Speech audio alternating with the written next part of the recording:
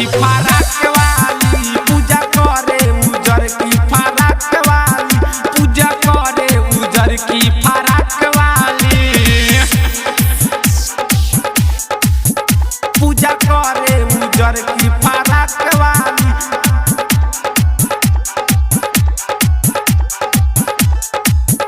पूजा करे उजर की फराक वाली पूजा करे उजर की फराक वाली चमुक ढाका नाई किने ले बाजार से खारा चानू कैले दिया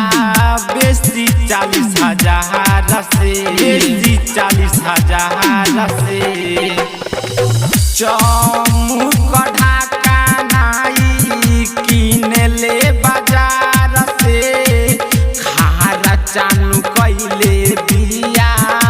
40,000 ले बारा कानू बने ले धाके वाली बारा कानू बने ली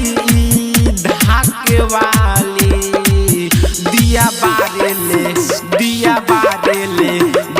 बारे उजर की फराक वाली दिया बारे उजर की फराक वाली दिया बारे उजर की फराक वाली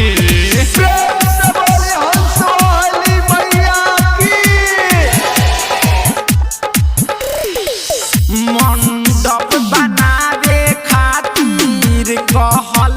सकीला से आरती घुमावतिया इहो मन दिल से मंडप बनावे खातिर कहलस दीपेश से आरती घुमावतिया इहो मन दिल से चंदन चंपारण हिया बरी ताके वाली चंदन चंपारण हिया बरी ताके वाली